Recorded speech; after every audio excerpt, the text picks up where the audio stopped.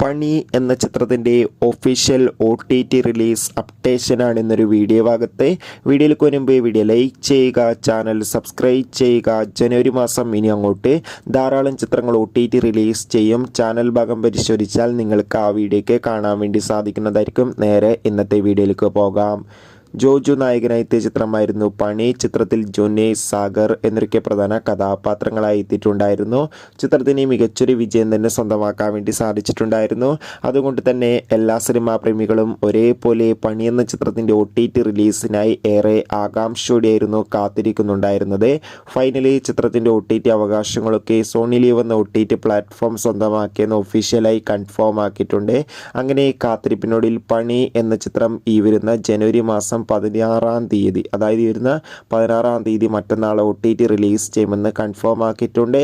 ചിത്രത്തിൻ്റെ OTT റിലീസിനായി നമുക്ക് കാത്തിരിക്കാം. Bye bye.